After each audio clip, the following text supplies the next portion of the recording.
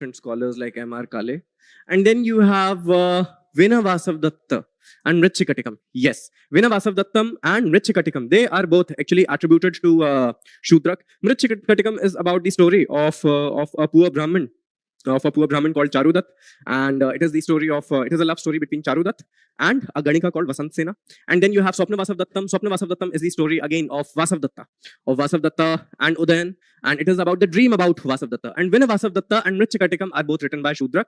Bal Bharat and Mritchikatikam we have already seen here. Bal Bharat is written by Rajshekhar.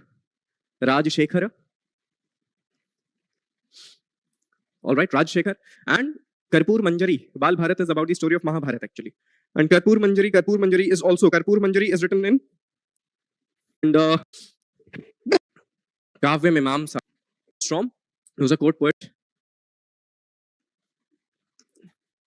And Dandan and Bharvi, they were the court poets from Pallavas. So it is very important that you also look through the literary sources of the Pallavas, okay? And Mritchikatikam. Next one, which of the following Indian cities are included under the category of music in UNESCO's Creative Cities Network, right? So let us just see. So clearly, Varanasi, yes. Gwalior, yes. Mumbai, not really. Chennai, yes. So it is 1, 2, and 4. With respect to UNESCO's Creative Cities Network, so it was a program instituted by UNESCO in 2004. It was in 2004.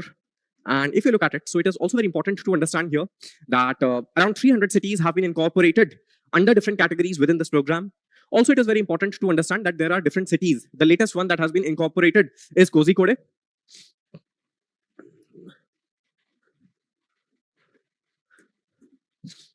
All right, so if you look at it, so clearly it is Kozhikode and Gwalior also, and Gwalior.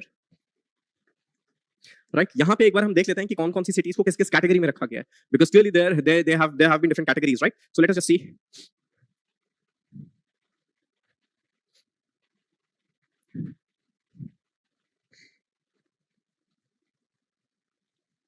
Okay, let us just see. So clearly it is सबसे पहले किस city को रखा गया था? सबसे पहले it was yes. सबसे पहले we should see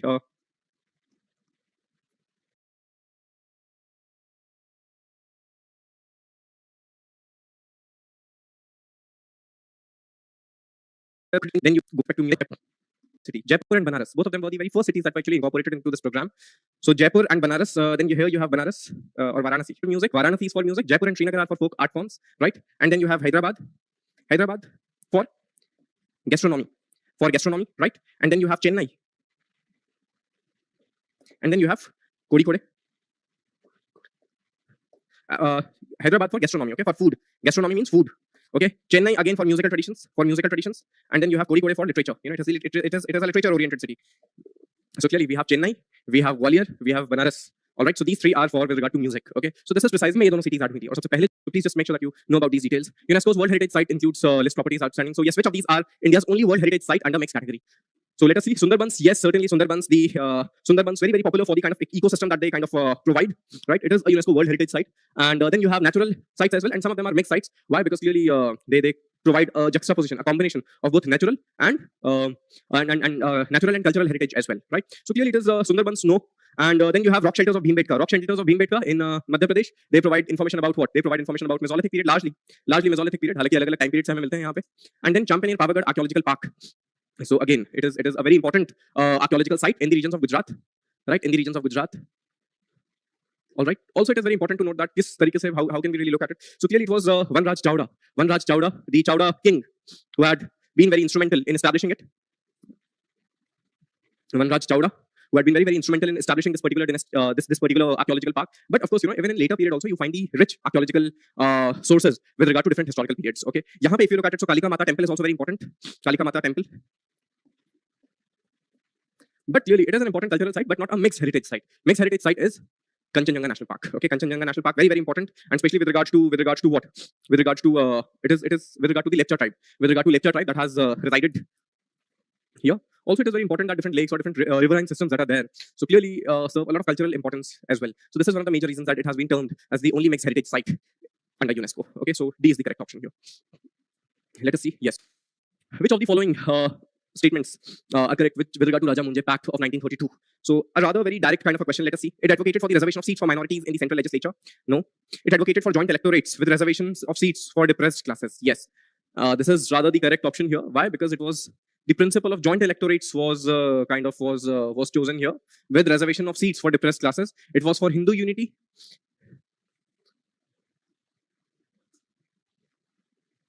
Hindu unity, right?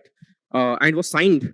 It was signed between B.S. Munje and M.C. Raja. It was signed between B.S. Munje and M.C. Raja, the founder of All India Depressed Classes League, right? Yes. So rather a very, very direct kind of a question. Let us just move on to the next one. Yes, in context of Government of India Act 1958, which of the following responsibilities were transferred from East India Company to British Crown? Control over all territories of East India Company in India. Yes, they were transferred to the British Crown. Command of military and naval forces maintained by East India Company. Yes, this was also done there, as we have seen it already. And then authority over revenue collection and obligations incurred by the East India Company. So yes, this is also correct. So clearly all three statements are correct. Rather, if you have studied the Act of 958, very, very important act. So it is all these three statements, they kind of contribute to that particular act, right? Next one, with regard to Cabinet Mission Plan of 1946. With regard to Cabinet Mission Plan of 1946, the Cabinet Mission Plan of 1946 contained proposals regarding the constitutional future of India. In this context, consider the following. There shall be a Union of India which would deal with subjects like foreign affairs, defense and communication. Yes. Excuse me. Yes. And residuary powers were to be invested in provincial governments. Yes. True. It proposed allocation of seats in provincial legislative assemblies to be done between general, Muslim and Sikh. So the non-Muslims and non-Sikhs were constituted under the general category. Sikhs in province based in proportion to their population. Yes, this is also correct. So clearly a very simple kind of a formulation of the options has been seen here with regard to Cabinet Mission Plan of 1946. So rather very, very basic. So it is very important that it is very imperative that you are well aware of these major events in modern Indian history. It is only then that it becomes more and more easy, right?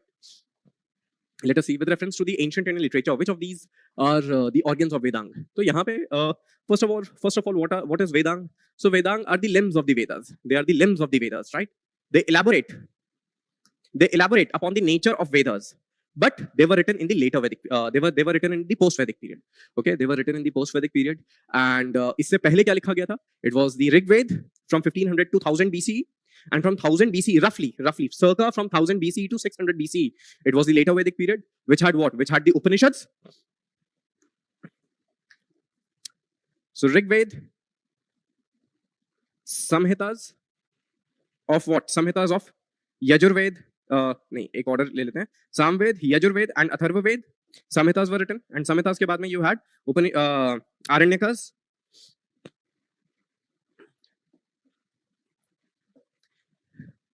Then you had the Brahmanas, and then you had the Upanishads. Okay, so ये पूरा एक थोड़ा सा chronology पता होनी चाहिए. And then you have the post-Vedic period में, if you look at it, so it is the Vedang tradition. It is the Vedang tradition that comes after this. Vedang tradition में है क्या? There are different kinds of. So if you look at it, so it is very important to understand Vedang tradition में it is, first of all, it is what? Let's say Shiksha. Shiksha. So Shiksha is about what? Shiksha is about the ways in which these ceremonies, these Vedic hymns, they are supposed to be placed. Okay, and then you have Nirukt, the etymological dictionary. You know, a certain kind of a dictionary which speaks about the etymology of the Vedic tradition, right? And then you have what? Chand. So what is Chand? So Chand is again, you know, a certain kind of a metrical structure of the Vedic hymns that are there. So after Chand you have Vyakran. All right. So Vyakran, what do you have? You have the grammar. You have the grammar related aspects, and then you have Kalp, and at last you have Jyotish. Okay, the astrology. So clearly these are the different kinds of Vedangas that are there. Okay, so whenever there is a question that what comes first, so it is the Vedang tradition that actually comes before the Kavya tradition. It is only much later that you have the Kavya tradition and all of those things are there. Or for that matter, whenever somebody asks you that the Puranas were composed before the Upanishads, no, the Upanishads were composed before. Upanishads were composed before Vedang tradition or after Vedang tradition. So yes, prior to the Vedang tradition. Okay, so this is so Nirupt यहाँ पे गलत है और I hope Aranyakas, what are Aranyakas? The forest books that are there and associated with the Vedas. They talk about the philosophy of Ved. And then Upanishads. Upanishads also kind of talk about the philosophy of Ved, but as an extension, as a major extension to the kind of rituals that are there with respect to the Vedas. Brahmanas, they explain the rituals and all of these practices that were adopted by the Vedic tradition. Okay, so I hope that is clear. So yes. Next one, the Arhats. The Arhats are the enlightened beings who choose to postpone their own nirvana in order to help others attain enlightenment. Who are Arhats? Arhats are those people, and they are very, very important with respect to Theravada Buddhism. Okay, they are very important with regard to Theravada Buddhism. Theravada Buddhism है क्या? Theravada Buddhism by traditional तरीके का एक Buddhism का ही sect है. One of the oldest sects of Buddhism. Also, it is very important to understand here that postpone their own enlightenment. So Arhats, they were the ones who would gain enlightenment. They would not really postpone it for the other beings. Those are bodhisattvas. So the first option here is wrong. And then you have bodhisattvas refer to an individual who has attained nirvana, but not seek to guide others on that path. No, it is again, it is actually kind of arhat. It is actually arhat. So they have kind of, interchanged these two statements with each other.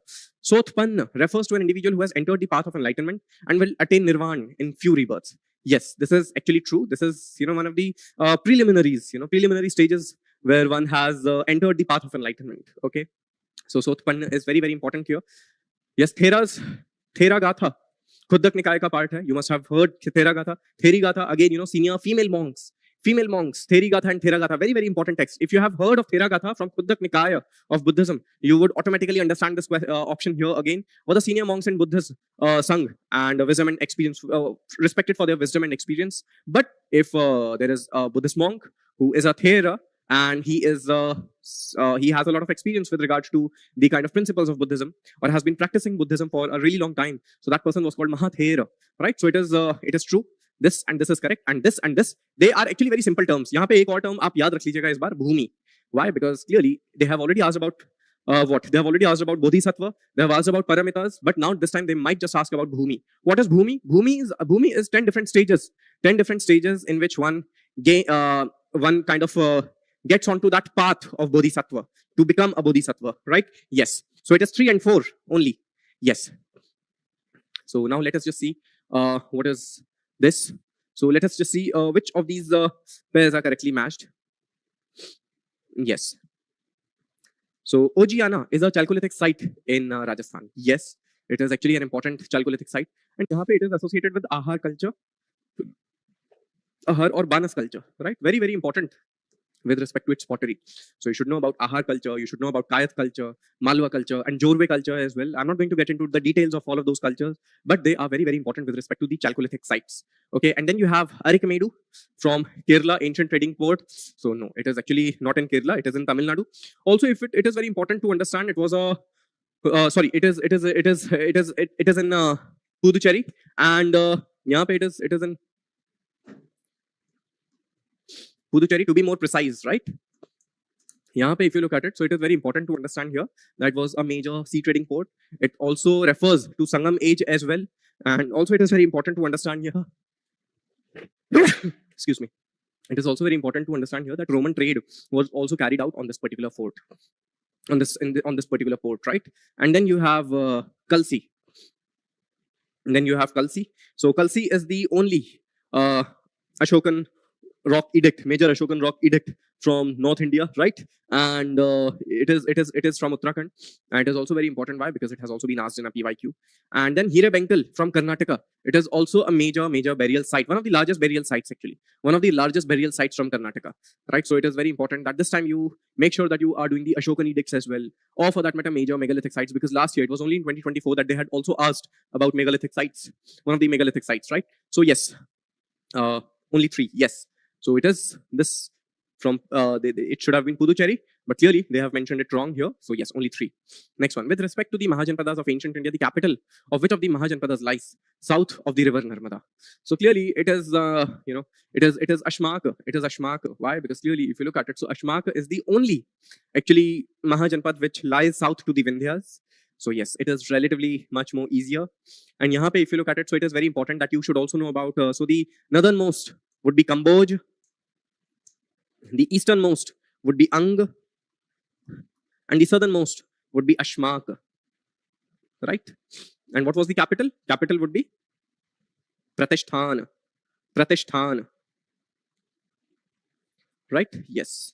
So the capitals of Mahajanpadas, they have also changed over a period of time. Even with regard to Magad also, you can just imagine. Sometimes it was Rajgriha, sometimes it was Patliputra. So yes, in different sources, you may find different capitals. So please be very, very careful about it. So yes, so it is Ashmak, right? This is how one sees it.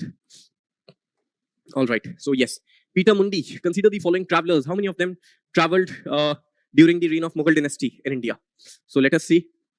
Peter Mundi, yes, during the reign of Shah Jahan.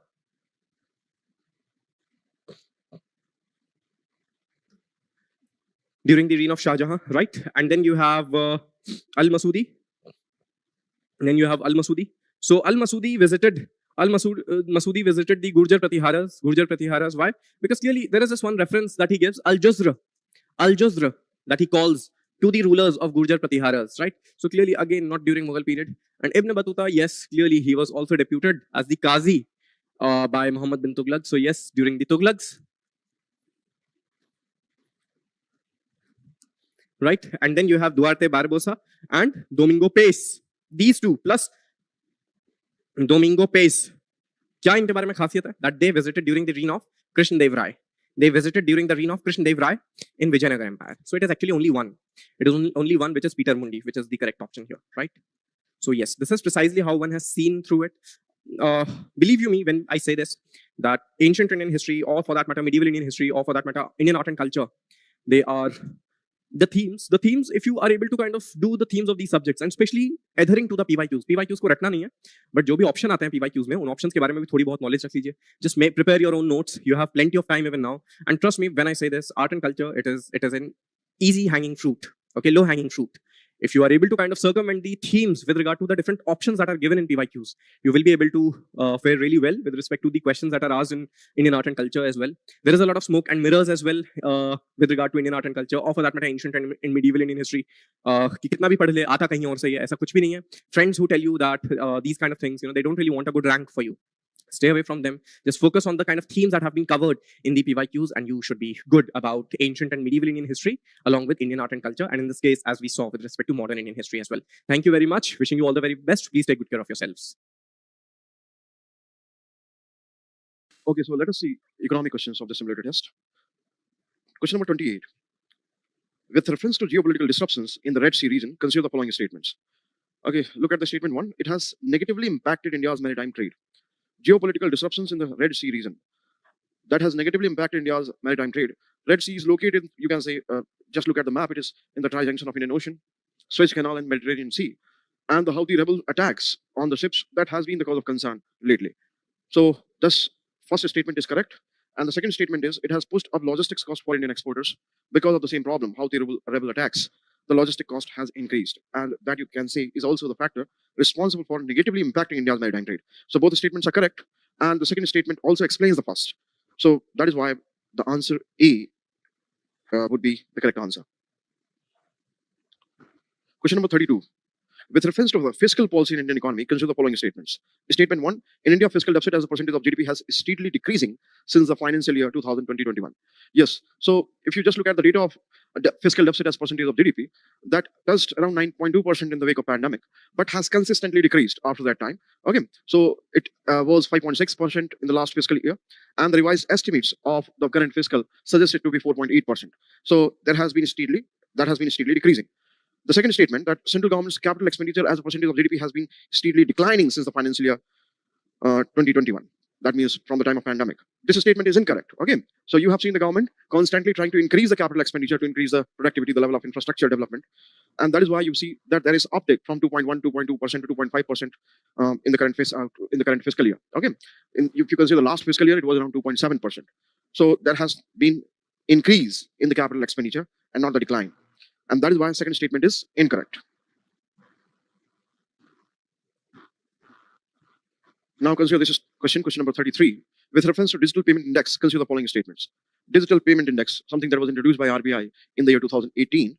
Just look at the statements. It was done by National Payment Corporation of India. That makes it incorrect because that was from RBI. That was by RBI. The base year for DPI is 2015. The base year is not 2015. Base year is 2018, month of March. And that makes the second statement also incorrect. Now the third statement, payment enablers, payment performance, and consumer centricity are some of the parameters of this index. Now just look at the index here and you will have 5 metrics. 3 are mentioned here. And along with that, there are 2 other: payment infrastructure from supply side, payment infrastructure from demand side. These are the 2 additional metrics. In total, 5 metrics are there. And that is why the 3 mentioned metrics are parameters are actually the correct parameters. So that makes the third statement correct. So now you can choose the option B, that is 3 only is the correct answer. Question number 42. In the context of Indian economy, consider the following statements.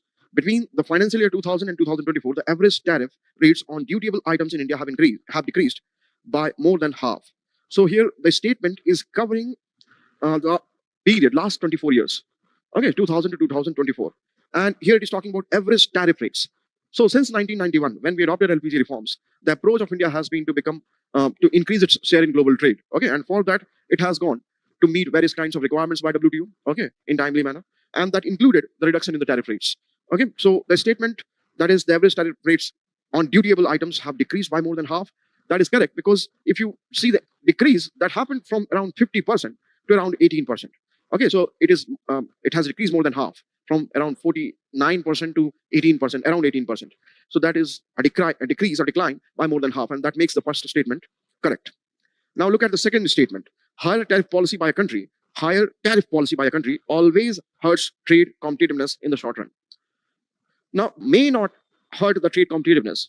Rather, higher tariff policy have been adopted by countries around the globe to protect their domestic industry so that their domestic industry could become more competitive with the global one. Okay, so yes, higher tariff policy implemented in timely manner, in a strategic manner, may increase the competitiveness, and that makes the statement incorrect, as it says that it always hurts the trade competitiveness. So statement 1 is correct, statement 2 is incorrect, and that is why the answer would be C. Consider the following statements about Dharti Aba Janjatiya Gram Utkarsh Abhiyan, recently launched by the government of India. Okay, so this is actually a scheme-based question based on facts. So consider the first statement, that the scheme aims to develop enabling infrastructure and enhance socio-economic conditions in the villages where the population of scheduled tribe is more than 1,000. Now this is regarding one detailed information of the scheme. The criteria of 1,000 is actually factually incorrect. Okay, it is 500, or it may be more than 50%, or it can also be 50 in case of aspirational district program. So that makes the first statement incorrect. The second is the Ministry of Tribal Affairs will serve as the nodal agency for the scheme. That makes the statement correct. One of the key initiatives under the scheme is promotion of tribal homestays to boost local tourism and enhance livelihood. So this Darshan scheme वगैरह के साथ इसको connect किया गया है, integrate किया गया है. That makes the third statement also correct. So first statement incorrect, second correct, third correct, and that is why second and third only, that is the C option, is the correct option. 49. With reference to the objectives of Navchetana, National Framework for Early Childhood Stimulation and Early Childhood Care and Education, EECE, in India, which of the following statements are correct? Now, these are actually the two. Let's look at the statement to find out which one is correct or incorrect. First, Navchetana is designed to provide early stimulation for children from birth to 3 years, whereas ECCE aims to prepare children aged 3 to 6 years for the formal schooling. Yes, that is the division between these two initiatives, 0 to 3 and 3 to 6. That makes the first statement correct. The second is, Navchetana is primarily implemented through Anganwadi centers, while ECCE is delivered primarily through primary. 0 to 6 years, you see that Anganwadi centers are actually the main centers for providing any kind of services to children, and ECCE programs are not actually delivered by primary schools. They are implemented mainly by Anganwadi centers. So that makes the second statement incorrect. Both, third statement, just look at it. Both Navchetana and ECCE frameworks are aligned with the national education policy, very much aligned with the national education policy. That is the correct statement, as both initiatives are emphasizing on the importance of early childhood, early childhood care, the proper development. So that has been envisaged in the national education policy also. So that makes the third statement correct. So first is correct, second incorrect, and third is correct. That makes option B the correct option, 1 and 3 only. Okay, now look at the question number 50. With reference to recently launched PM e-drive scheme, consider the following statement. It aims to accelerate, develop essential charging infrastructure and establish a robust EV manufacturing ecosystem across the country. That has been the major objective of PM e-drive. Okay, the correct statement. Second, the scheme provides incentives only to those EVs that are used exclusively for commercial purposes. Now, that does not make any sense because this is for the larger adoption of EV vehicles. There is no reason why private owners would be excluded. Okay, so that is factually correct also, that private owners are also eligible for the scheme. Okay, so that is why first statement is correct, the second statement is incorrect. Third, the scheme has been launched by Ministry of New and Renewable Energy. There is a catch here. It is not by New and Renewable Energy, it is by Ministry of Heavy Industry. Okay, so that also makes the third statement incorrect. A specific allocation of fund has been made for the deployment of e-ambulance under the scheme. That is one factually correct information because this particular clause, or you can say this particular point, is actually added in the scheme, and that makes the fourth statement correct because there is a specific allocation for the deployment of various types of EVs, okay, including ambulances. So first statement was correct, the second was incorrect, third was also incorrect, fourth was correct, and that is why 1 and 4 are the correct statements. Answer D is the correct answer. Option D is the correct answer. In economy, demographic dividend, very easy question. Demographic dividend, you know that it is the bulge in the working age population and the reduction in the number of dependents. So let's look at option A, large scale replacement of manual work with automation in the economy. No. That may be caused by the technological unemployment. The second is increase in the proportion of workers relative to non-workers in the population. Basically, that is demographic dividend, bulge in the working age population. Okay. So option B is the correct answer. You don't have to look at C and D. Very easy question.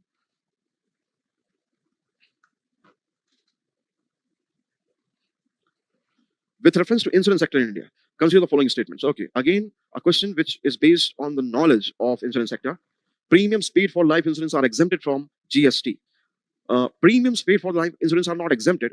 Rather, they have been kept under the uppermost tax slab, that is 18% under GST. So not exempted. That makes this first statement incorrect. In India, the penetration of life insurance is more as compared to general insurance. That is one of the feature of insurance market in India, that it is basically life insurance penetration compared to general insurance. Okay, so that makes the second statement correct. The first is incorrect, the second is correct. In Union Budget 2025, the FDI limit in the insurance sector has been increased from 26 to 49%. No, the limit was actually 74%. What made news in the Union Budget 2025 is its increase to 100%. So the correct fact is that it has increased from 74 to 100%. That makes the third statement also incorrect. So only second statement is correct, and that is why the answer is B, option 2 only. Consider the following statements. Repair and maintenance of machinery. Just look at the question first. How many of the above activities are included under gross fixed capital formation? So gross fixed capital formation kya hai? It is all related to increase in the physical stock of capital, the fixed capital that increases the productivity, production, okay, creation of assets in the economy. So that is gross fixed capital formation. Repair and maintenance of a machinery and plant is going to increase the productivity. So maintenance charge is also considered as part of gross fixed capital formation as it helps in enhancing the productivity. So that is the correct option, correct statement. Buying a fridge for household use. Buying a fridge or any consumer durable for household use is not an investment. Okay, it is a consumption at the private level, and it is not going to increase the productivity of the economy. And that is why it is incorrect. Leveling and fencing of agricultural land. That is the correct option because leveling and fencing also increases the productivity. Okay, it also increases, you can see, the value of land, and that is why it is a correct option. Purchase of sugarcane for sugar production by a factory owner.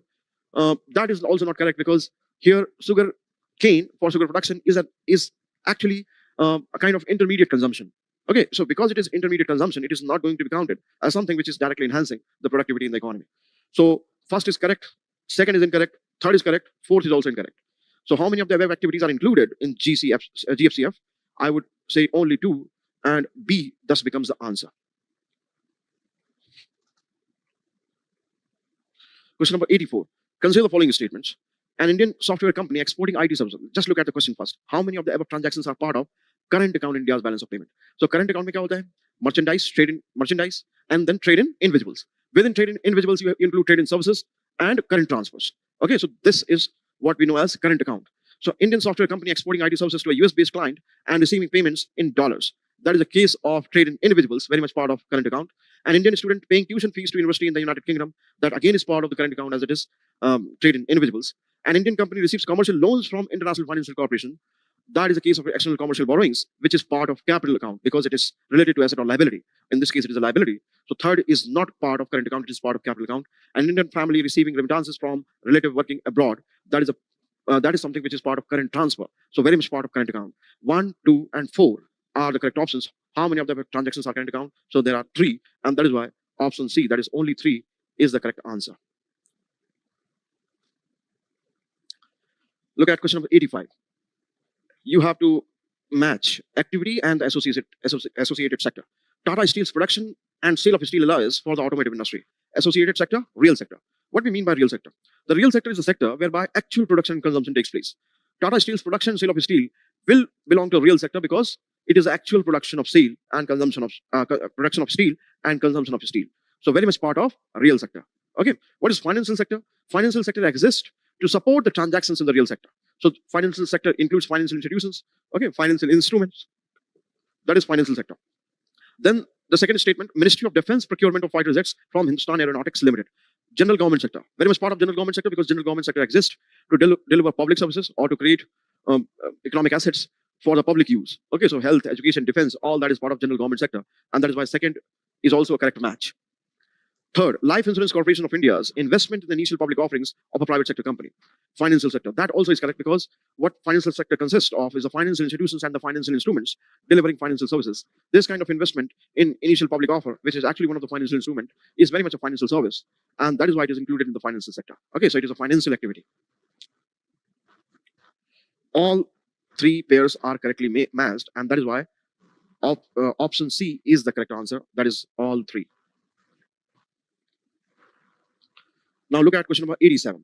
With reference to the various instruments of financial market, consider the following pairs. So instrument को market से associate करना है.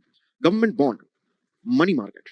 Now, what is the difference between money market and capital market? Because you have to differentiate between money market and capital market and associated instruments. Money market provides you working capital. Okay.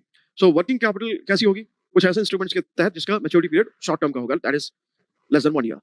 While capital market, the word capital in economy is always related to change in the asset or liability. So capital market provides capital for the expansion of business, okay, creation of assets. So they are usually long-term instruments having long-term maturity. So government bond belongs to capital market, not the money market. Okay, commercial paper has a maturity period of maximum 1 year, and that is why it will belong to money market, not capital market. So both of these two, 1 and 2, are incorrectly matched. Participatory notes. Okay, so this is regarding the stocks or bonds, okay, issued by the intermediary for the investor who is not actually registered with SEBI. So they are backed by stocks or bonds. Again, something that belongs to capital market. So third is correct. Cash management bills. Again, this is a short-term instrument issued by RBI on the behalf of the government to meet, you can say, the requirement of the cash flow. Okay, so cash flow mismatch agar hota hai, so cash management bills RBI issue karti hai. That is also short-term. So in that sense, it was also a money market instrument. So first and second are incorrectly matched, while third and fourth are correctly matched. If the question is how many pairs are correctly matched, only 2 pairs are correctly matched, and that is why option B is the correct option. Question number 89. With reference to advanced pricing agreements frequently mentioned in the news, consider the following statements. Okay, even if it is not mentioned in the news, you cover that as part of your foundation class when you study about direct taxes. Okay, you deal with topics like GAR, double taxation avoidance agreement, okay, and many such topics whereby there is a discussion on advanced pricing agreements. Let's consider the statements here. These are agreements between taxpayer and tax authorities to determine transfer pricing methodologies for future cross-border transactions. Okay, that means the transactions that happen between 2 associated companies, and that is how it is defined. So it is correct. In India, APEs do not have a fixed validity period and can remain in force indefinitely based on the mutual agreement between the taxpayer and tax authority. No, they have a fixed validity period of up to 5 years. That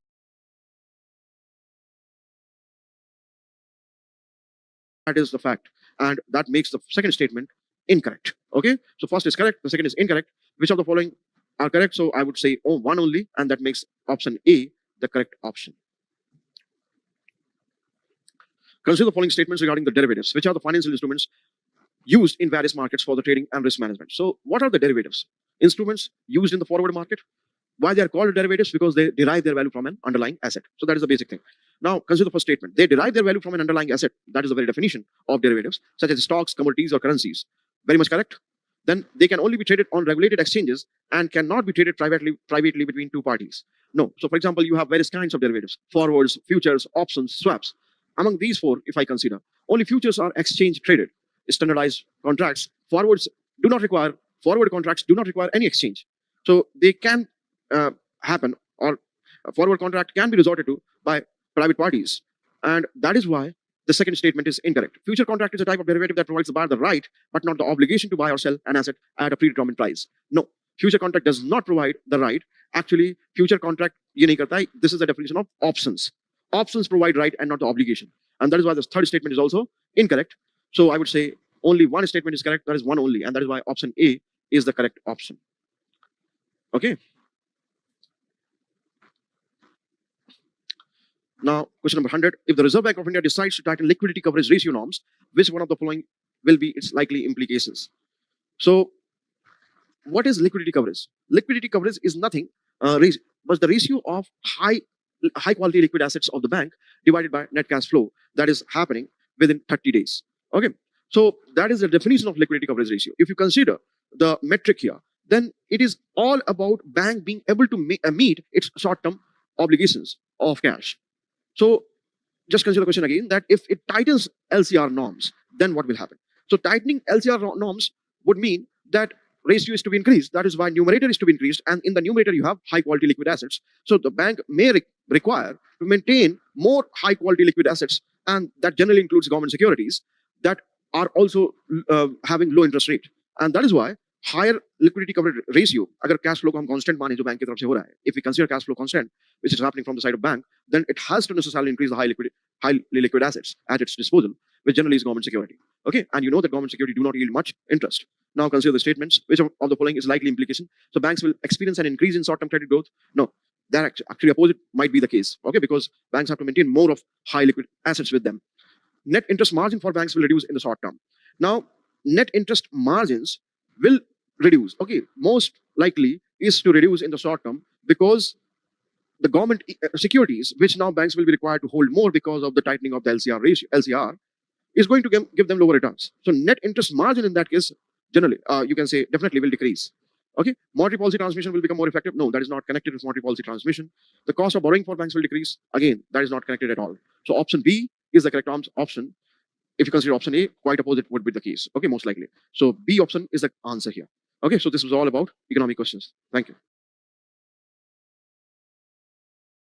Hello everyone, welcome to Simulator 0 test discussion by Forum IS. I hope you found the test good enough. And of course, now we are starting March with the bank, and now the pre-mode should be on. If not fully, at least good part of you should now prepare for prelims, right? So I'll be taking up the polity and international relation portion.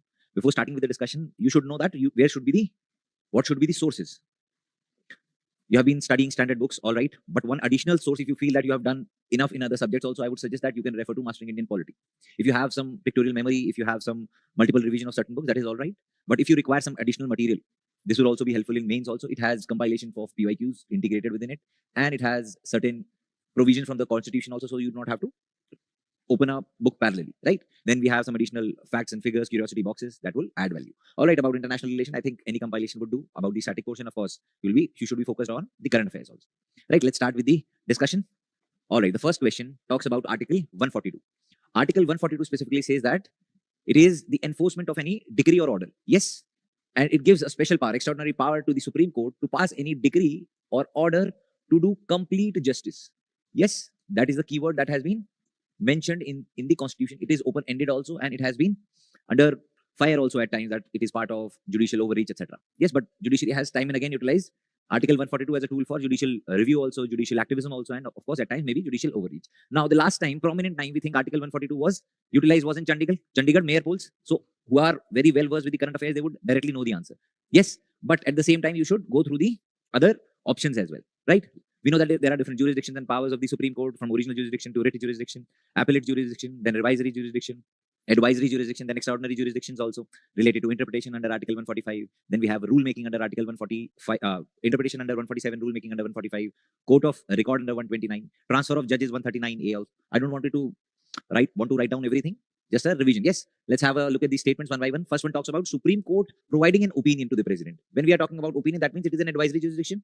That is under Article 143. This is not extraordinary power under 142. Specific, yes. Supreme Court transfers a case. When we are talking about transferring of cases, we know that this was provided by Article 139A, which was added by 42nd Amendment and was also amended by 44th. Yes, it is talking about extraordinary jurisdiction, not under the 142. So this again is incorrect. Supreme Court decides to re-examine. When it is talking about re-examining, that is revisory jurisdiction.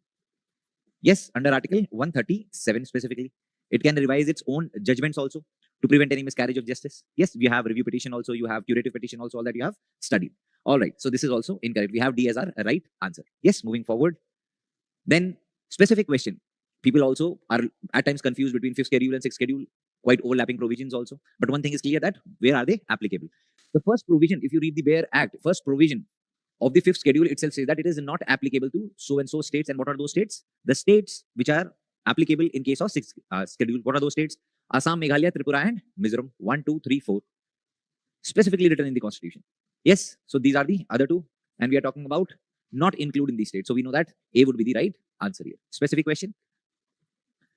Okay, then we are talking about events and who was the prime minister at that time. So at times UPSC has asked such questions also in case of subjects like polity and also in international relation. Yes, we have also included some portions of such questions in IR also. Goa was liberated from Portuguese rule. That was in 1961 specifically. No confusion. There was the prime minister that time was Mr. Nehru, Pandit Jawaharlal Nehru. No confusion about it. Yes. Mizoram Peace Accord. It was signed in just before the statehood was given, 1986. It talked about more autonomy and ultimately it was given the statehood in 87. And the leader of MNF, Mizo National Front, Lal Denga, he became the chief minister after the full statehood. And anyway, we are aware that 1986, Miss Indira Gandhi was no more. Yes, so it was that time the prime minister was Rajiv Gandhi. So this is a incorrect, straightforward. UPSPA, no need to debate about it. 1958, again, we had Mr. Nehru that time. So this is again incorrect. Mandal Commission, set up in 19, it was talking about setting up 79 under the prime ministership of Morarji Desai, and it gave it reports in 1980. Yes, make sure that you are curious about these things also. That what is MNF? When was this signed is all right, but what was the provision? When was statehood given, etc. Then Mandal Commission was there, everyone is aware. But who was Mr. Mandal? Yes, he was the former chief minister of Bihar. It gave its report in 1980, ultimately created a lot of political mobilization. All right, 1 and 4 are correct, only 2. B would be the right answer here. Yes, no doubts. Then we are talking about the president of India is bound to give assent. Yes, the question is here. Okay, which of the above was part of the original constitution, it is asking. Yes, enacted on this day and came into force on this date. When we are talking about the president bound to give constitutional bill, the assent, that was given by 24th constitutional amendment, no doubt about it. Since then he has been obliged, it has been mandatory for him to give assent. He cannot return, he cannot reject. So this was not the then total number of ministers. There was a cap put by the 91st amendment, Article 75 1A, and 91st constitutional amendment put a cap. Yes, so this was also, if put by a constitutional amendment, naturally it was not part of the constitution. All right. President of India specified the tribes and tribal communities which shall be deemed to be STs. When we are talking about designating certain tribes of SCs or STs, that has been provided in the constitution, original constitution also. STs under Article 342 specifically. Clause 1 talks about that president can notify certain tribes, races, etc. as STs. Clause 2 talks about that parliament can edit that list also. Yes, do read more about it. Yes, it was part of the original constitution. Same person can be appointed as governor to two or more states. Again, this was added after 7th constitutional amendment in 1956. Yes, state reorganization happened. So it was a flexibility which was provided under Article 153. All right. So this was added later. Yes, not part of the original constitution. Only 3 is the part of the original constitution. Yes, so B would be the right answer here. No doubts about it. Then we are talking about the position of powers of governor. Yes, let's have a look at these statements one by one. Promulgate. It is talking about the discretionary power. We know that the discretionary power of a governor is anyway more than the discretionary power of the president. The discretionary power itself is discretion. Okay, power to promulgate an ordinance. We know that this is not a discretionary power. Rather, it is based on the aid and advice of the Council of Ministers. So this is not a discretionary power specifically. And it is also talking about provided by the Constitution. No situational discretion, but provided by the Constitution. Be very specific here. Power to dismiss COM to prove when it fails to prove the confidence in the legislature. So this is a discretion, yes, but it is a situational discretion. Yes, not provided by the Constitution, not provided explicitly in the Constitution. So this again is incorrect. This is why it is important to refer to the bare act time and again. It will make your life easier in specific these type of questions. All right. Then we are talking about power to commute. Yes, commuting a sentence, etc. Again, on the aid and advice of the Council of Ministers. Not his duty, not the president duty even. So again, this is not the correct option. Power to reserve a bill. We know that under Article 200 and under Article 201, Governor has been empowered to reserve any state bill for the consideration of the president, and he has been mandated under Article 200 that if at all there is a change in the jurisdiction of a high court, he must do that. That is the only case where he's obliged to do that. It is mandatory for him to reserve that bill for the reconsideration of the president. Otherwise, he has his discretion also. So D is the right option. This is the discretion provided by. All right, D is the right answer. Moving ahead, question 6. Right to be free from the adverse effect of climate change. We know that this was recently pronounced by the Supreme Court as a part of the fundamental right under Ranjit Singh case. M. Ranjit Singh case 2024. Specific, this type of question, right to privacy, has been repeated a couple of times. And because it violates the rights under Article 14 and 21, right to equality and right to live a dignified life. Yes, I hope none of you have got it incorrect. Current affairs also, and quite important also. Of course, here curiosity comes in that who is this person, Mr. Ranjit Singh? Yes, that is your homework. Do that. Do read about this individual, quite prominent civil servant. He was also instrumental in shaping various environmental laws, Environment Protection Act, etc. He came from a nobility blood background, etc. Do read about him. All right, see the right answer here. Talking about interstate council again, constitutional body or non-constitutional body, statutory body or executive body. Yes, all these questions should pop up in your mind, right? This was established by the president, and he's the one who will be ensuring that what should be the composition, what should be the service conditions, etc. Yes, let's have a look at the statements one by one. When we are talking about the ex officio chairman for ISC, that is the prime minister, not the home minister. At times it appears, yes, home minister is chairman of CERT council, that is the zonal council, not interstate council. Yes, so first one is incorrect. Chief ministers of all the states are members. You know the composition again. That is also correct. It is an apex body for the adjudication of disputes relating to water. It has nothing to do with water. It is not an adjudicatory body, rather a body for having deliberation, discussion, and a tool for cooperative federalism also. Yes, but not an adjudication body. For that, we have Interstate River Water Disputes Act. So this again is incorrect. The governor, when there is a president rule in any state, the governor shall be represented in that state. That again is part of the composition. 2 and 4 are correct. C should be the right answer. Yes, all this again, you might have not have read this. Maybe not part of your version of the static book. So just make sure that you are curious what happens in this case, that case. Yes, for example, presidential election, electoral college. Yes, is Jammu Kashmir Assembly, now they are elected also. Now we have MLAs in Jammu Kashmir. Now are they eligible to vote in presidential election or not? Whenever they are going to happen next? Is it part of the article where it is explicitly mentioned that which UTs can participate? Yes, so make sure that you are curious and try to find a solution for these type of questions. Doctrine of constructive possession. So possession is all right. Constructive possession means when you have knowledge about something. For example, you are traveling and you are traveling with something illegal, maybe the alcohol in a dry state, maybe drugs, etc. And you are aware. So that is assume that you are aware if it is found in your car. Yes, for example, you are living in a rented house.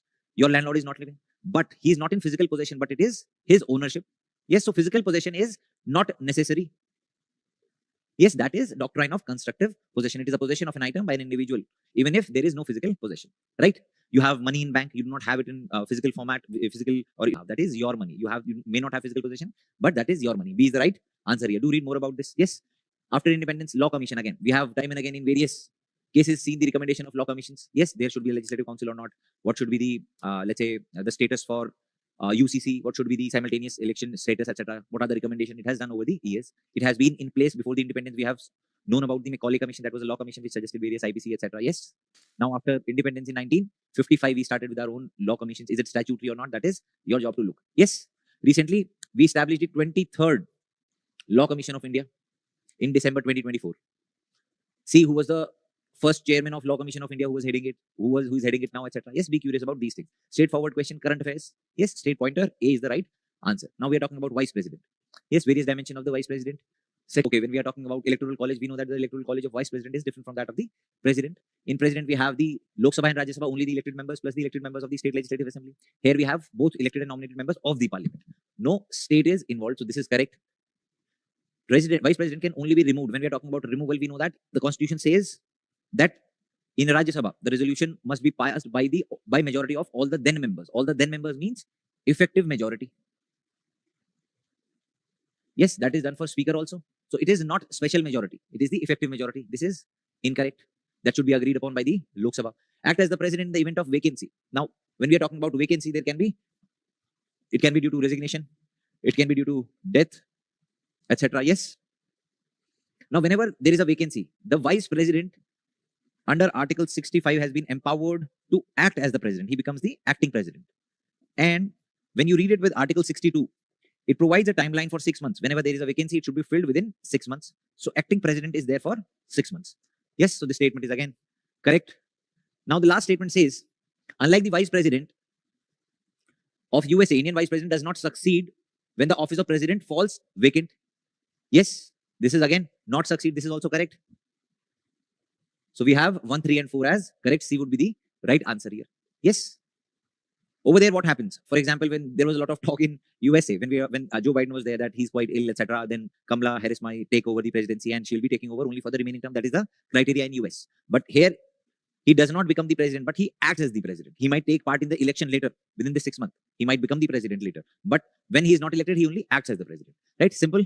C is the right answer. Moving forward, when we are talking about there are different bodies, constitutional bodies itself, and it is looking for that they are barred to hold any office under the government. That means they cannot be appointed any further under the state. And it is saying that it has been done by the constitution, where the constitution is barring explicitly. Yes, let's have a look at the offices one by one. When we are talking about UPSC, it has been barred for further employment under the state under Article 319 explicitly. It has been prohibition. The title itself says the prohibition for further employment. There are certain criteria for members, etc., but chairman can no more be appointed. When we are talking about CEC, it has nothing to do with the constitution in case of no further employment. Yes, so it has no explicit barring. Then CAG again under Article 148. If you read these articles explicitly, it will be easier for you to attempt such questions. Yes, because by understanding it appears at time that okay, I'm getting this, I'm understanding this, but when it comes to objectively go for true and false, objectively go for MCQs, it becomes challenging for us. So make sure that you are referring to the articles. If not done yet, make sure that in the first revision itself, you should be doing that. 1 and 3, B would be the right answer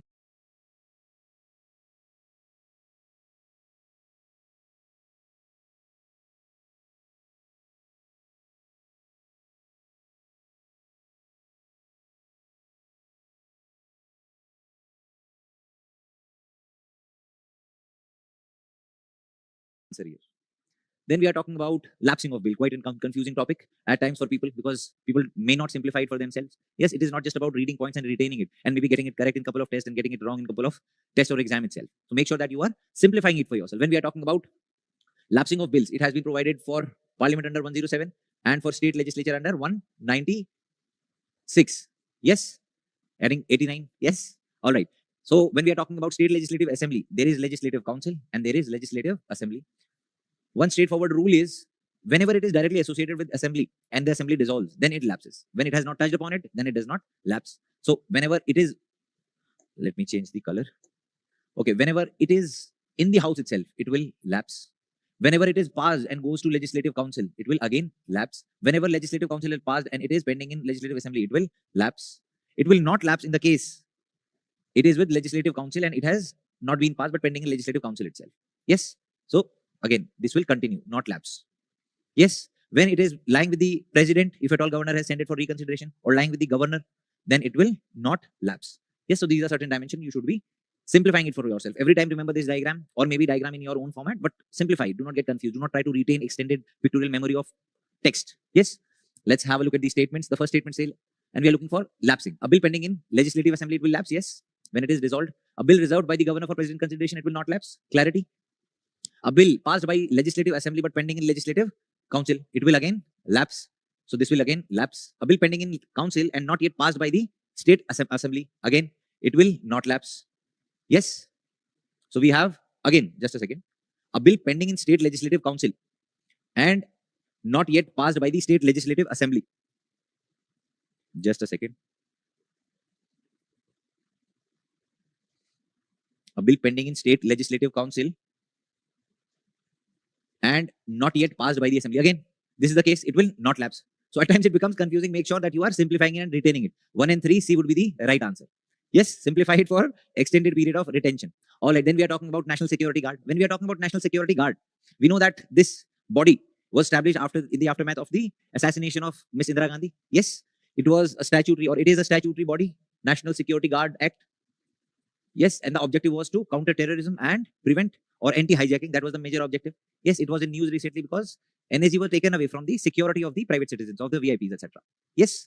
Okay, it was established under UAPA. No, this is incorrect. Part of CAPF again. This is absolutely correct. It is part of CAPF. I would like you to go ahead and read about CAPF, not just a Wikipedia page, but maybe some extended, maybe 1-2 page write up about different organizations, different institutions under it, and where, how do they function, under which administrative control they are in, etc. When were they established? What were the objective, etc. All right. It is under administrative control of MHA, not Ministry of Defense.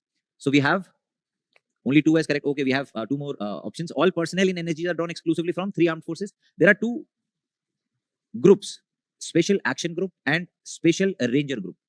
Action Group solely drawn from the army, and Ranger Group has combination of personnel from CAPF plus police. So it has nothing to do exclusively from armed forces. So this is again incorrect. This is also incorrect. First one is also incorrect. Fifth, the government has recently ordered to withdraw NSG from VIP security, and they have put in CRPF now. Yes, and so that what was the objective? To ensure that they are focusing on their primary objective, that is to prevent terrorism and anti-hijacking. 2 and 5, C would be the right answer here. Yes, okay. Going ahead, talking about CAG. Yes, constitutional body under Article 148 and one of the most important offices under the Constitution. Yes, let's have a look at these 4 statements. Appointed by the president under warrant, under his hand and seal. Absolutely correct. So appointing by the president and appointing by the president by a warrant under his hand and seal. What is the difference? First of all, the biggest and simplest difference is explicitly written in the Constitution. Go and search what are the officers which need this warrant under his hand and seal. Not all officers are appointed by the president by a warrant under his hand and seal. Yes, that means they cannot provide for another person or provide or empower another person to appoint an individual on their behalf. Yes, this can only be done by the president if there is a warrant under his hand and seal, right? So this is a true statement. Before entering office, CAG is required to take an oath as prescribed in the third schedule. Again, if you have read the third schedule specifically, you would know what offices are there. And I would want you, that is again your homework, see what type of oaths are there.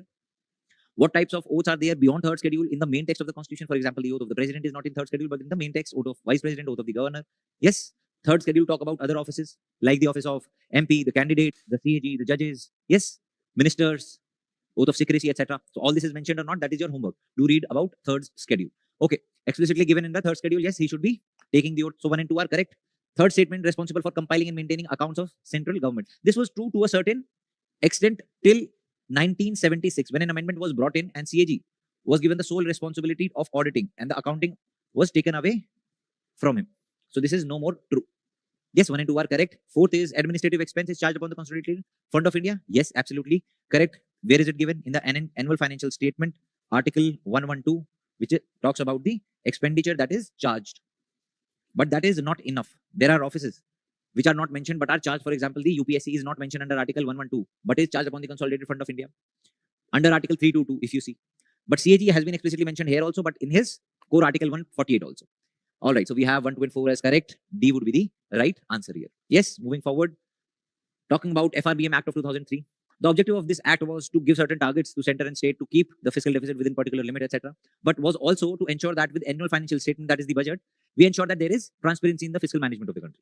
Yes, for that, it was ensured that we are providing certain statements, laying down certain statement in front of the house, that is the miniature of the nation, for scrutiny, that what are the objectives also, what has been achieved, etc.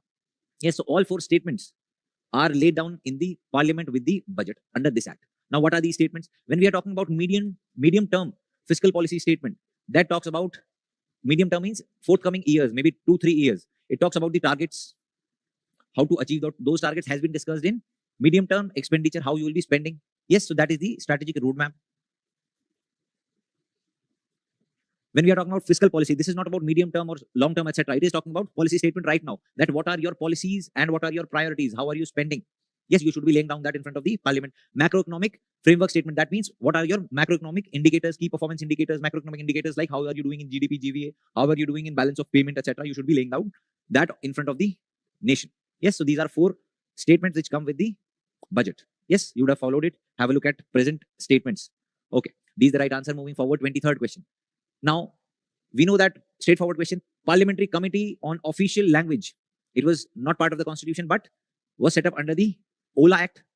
Yes, Official Language Act of 1963. Under Section 4, it provided that there will be a Parliamentary Committee on Official Language, which will be reviewing the progress. So, B is the straightforward answer. 8th schedule, again, factual question.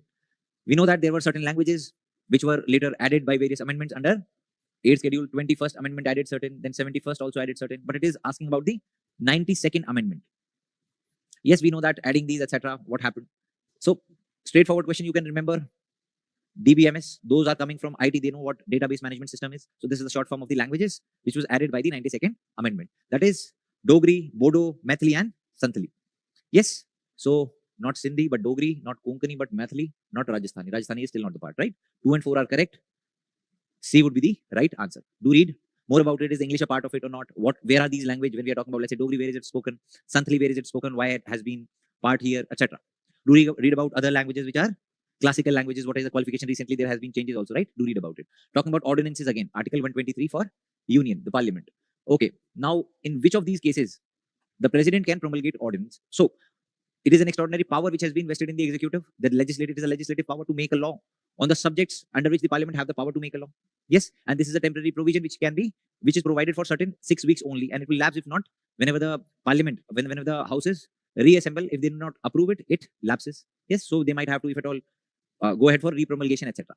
So what are the dimensions it can promulgate? The president can promulgate ordinances. The first one is there is no need, because we know that it was promulgated once, I think around a decade back, 1615, wherein this particular act was by the Supreme Court. Certain restrictions were put, but due to political reasons and also due to the atrocities, etc. And of course, there were protests from these communities to ensure that whatever the act, whatever the provisions, whatever the punishment, harsh punishment was there, that should be reinstated. And that was done again through ordinance and later approved by the parliament. So ordinance can be and has been utilized to amend this. Then a bill related to withdrawal of money out of Consolidated Fund of India. When we are talking about withdrawal, what is the difference between withdrawal and appropriation? Appropriation is setting aside a particular amount with a purpose. Withdrawal is withdrawing that. Yes. So when we are talking about withdrawing, then we know that this is under the definition of money bill under Article 110. Yes. And money bill can also be passed as an ordinance. And of course, as written in the article itself, the president must be satisfied that there are certain circumstances which require his immediate intervention or immediate action. Yes, due to which he has to pass this as an ordinance, right? And of course, the parliament, any house of the parliament must not be in session to be eligible to do this, right? So money bill can again, withdrawal of money can be done. And this has been done also in case of states. Travancore, Cochin in 1956 was done through a appropriation act, money bill itself. All right, constitutional amendment bill. There are two issues. Constitutional amendment bill 1. Secondly, it is related to the changes of the qualification, procedure for the appointment of Supreme Court judges. For that, you require the state ratification also. Yes, federal provision needs state ratification. So this is beyond the capacity of the parliament again. This cannot be done by the president through an ordinance. Retrospectively implement the taxation law within the powers of the parliament. 1, 3, and 4. C would be the right answer here. Yes. All right, moving forward. Then we are talking about restrictions. And the question is violation of right to equality. Which of the above reflects the violation of right to equality? Let's have a look at one by one. Restriction on access to public restaurant on the basis of caste of an individual. If you read Article 15, Clause 2A, it specifically raised that there should not be any restriction if the individual wants to access shops, public restaurants, hotels, places of entertainment, explicitly written in the Constitution. So this is definitely a violation of right to equality. Curtailing movements of an individual. When we are talking about curtailing movements, it is related to right to freedom, specifically. Right to freedom. Interest of general public, it is again maybe not the even violation of right to freedom, because 19.5 talks about reasonable restrictions. That includes there can be restriction related in the for the interest of the general public. One, secondly, to protect the interest of the STs also. Yes, so but nowhere related to right to equality. So this is incorrect. Persecution of a person for same offense. Again, Article 20, part of right to freedom, not part of right to equality. This is again incorrect. Then acceptance of title by the citizen from any foreign state. That is again a violation under Article 18, and 14 to 18 is right to equality. Straightforward. Ineligibility of an individual for an office under state on the grounds of place of residence. Again, provided explicitly in the Constitution, Article 16. Yes, Clause 3. There can be an exception put across 145. B would be the right answer here. Yes, be curious, try to have some research. And of course, if you have attended this test, seriously or non-seriously, make sure that you are gaining out of it. You have spent 2 hours attempting it. Make sure you are spending more than 2 hours. Whatever is being discussed or whatever is present in the solution sheet, whatever research you want to do, it should add value to your preparation. And do not give test if you are not preparing to go for test analysis. Yes, test analysis is the key. So B is the right answer here. Then we are talking about quorum. Yes, we know that under Article 100, the presiding officer must ensure that there is quorum, that is 1/10 of the members must be present. So then only there can be a sitting. Otherwise, it is the duty under Article 100. It is the duty of the presiding officer, speaker or chairman, to ensure that the house is adjourned if there is no quorum or suspended. Yes, quorum is not 1/5 but 1/10. Specifically incorrect. In case of joint sitting, quorum resides in 1/10 to the combined strength of both houses. Where is it written? Is it written in Article 100? Is it written in Article 108, which talks about joint sitting? Rather, it was provided by rules of procedure and conduct of business. Yes, so it was extended to joint sitting also. So this is correct. It is mandatory for the presiding officer to suspend the sitting if there is, until there is quorum. Yes, again, this is also correct. As I just talked about, Article 100 specifically given. Rules regarding quorum are not applicable to committees of the parliament. This is problematic. Not applicable again. This was extended through rules of procedure and conduct of business. This was expanded to the committees also, right? But here the catch is the quorum is not 1/10 but 1/3. Yes, if there are 10 members and 1/10 should be present, that means only one member should be attending the parliamentary committee. That is not required. That is changed to 1/3. So this is incorrect. It is applicable also. 1, 2, and 3 are correct. A would be the right answer here. Yes. Then we are talking about parliamentary secretariat. Yes. Again, under Article 98, clause 1 specifically talks about that each house should have a secretarial staff, and that can be common also. Yes, each house should have it. Secondly, it is the duty of the parliament. It is on to parliament to regulate that staff, their recruitment, their condition of service, etc., salary and allowances. Yes, let's have a look. Presiding officer is about to regulate the recruitment. Rather, the parliament itself regulates it. Secretary general appointed by the president. It is appointed by the presiding officer. So this is again incorrect. Salaries and allowances of secretarial staff are charged upon Consolidated Fund of India. That is not charged, not part of the, not written anywhere, but are part of the budget approved and voted by the parliament. So none of the statement is correct. Make sure that it is looking for correct or incorrect. Yes, so D is the right answer here. Then we are talking about BRICS. We know that a lot of expansion has happened in BRICS, and that is the reason it has become point of discussion after the presidential election in US. Yes, he was declaring that Spain is also part of BRICS incorrectly. Yes, we know the history of BRICS, and we are looking for members. In 2006, it was established as BRIC, Brazil, Russia, India, and China. Then in 2010, 11, it was expanded to South Africa also, and it became BRICS. Yes, later in 2023, it was proposed that several countries, including Argentina, would be joining it. Go map as Egypt, Ethiopia, Saudi Arabia, UAE, Iran, all would be joining. But Argentina declined, and the other 5 joined in start of 2024. Yes, then in 2025, couple of weeks back, month back, Indonesia also joined. Yes, so now we have 11 members total. So we have not Argentina, but Egypt, not Turkey, but Ethiopia, and not Vietnam. So we have 2 and 4 is correct. A would be the right answer here. Do have a look at what are the objectives, historical, and what are different initiatives by it. That will add, and mapping with mapping, you are done with IR. Yes, moving ahead. Country and reasons. This was the type of question asked by UPSC earlier, a couple of years back. Yes, loss of mineral-rich territories to rebel group. This has been happening in Democratic Republic of Congo, not in Burkina Faso. It is a little technical to remember, but of course, if you have been referring, if you have been checking the maps to retain it for extended period, you should be able to answer such questions. Then declaration of state of emergency in Trinidad and Tobago. Yes, that has been done. Yes, and it is the reason has been due to increase in the criminal activity. Then CryptoGate, again, we have seen in the newspaper regularly, CryptoGate has been related to Argentina. Yes, meme coin corruption scandal. Yes. Okay, 2, 3 and 3 are correct. A would be the right. No, B would be the right answer. Yes. Then we are talking about Global Alliance Against Hunger and Poverty. We know that recently, when the G20 summit happened, we know that we hosted the 2023 summit. In 2024, it was hosted by Brazil, Rio de Janeiro, 19th summit. So this institution or this body was established with the objective of ensuring that we are eliminating poverty and hunger and malnutrition, and the target has been in sync with the Sustainable Development Goal by 2030. Yes, and it works on the collaboration perspective. It has members from the government, it has members from the private sector, it has members from the civil society, it has members from the international organizations also. Yes, it was launched on the plenary of FAO, no, and India has been members, and its membership is not limited to G20 only. It has been open to all. It has, I think, many members have recently joined also. Aim to create world free of hunger 2030, yes, and it has been open to non-sovereign nations, bodies like EU, AU, African Union, European Union. They have also joined in. So we have 2, 3, and 4 as correct. Just a second.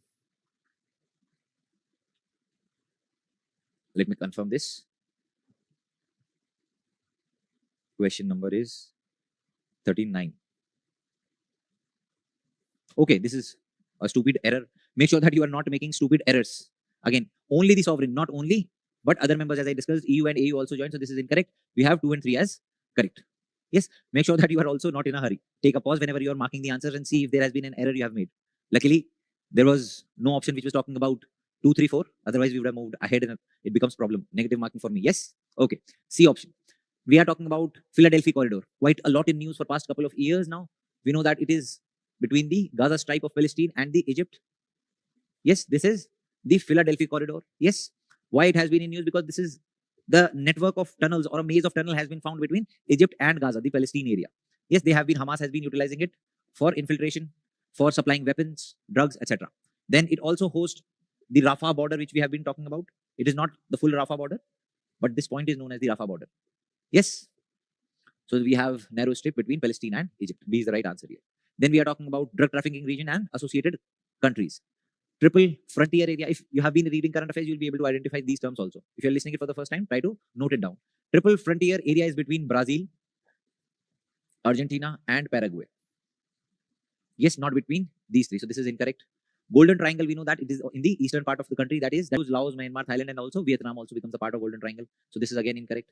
Golden Crescent is Afghanistan, Pakistan, and Iran. All three are incorrect. We have none as correct. This is the right answer here. Yes. Then Galkinch gas field, crucial for India's energy security.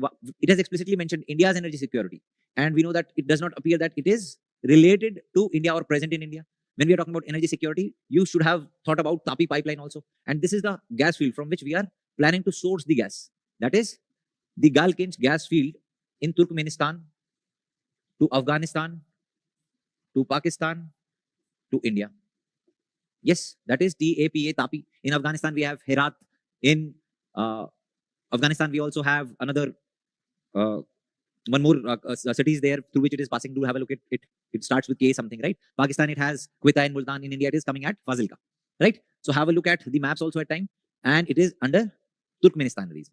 All right. So that was about polity and IRO. I hope you had a fine discussion, and go slow, but go ensure that whatever you are reading, you are able to retain it for extended period.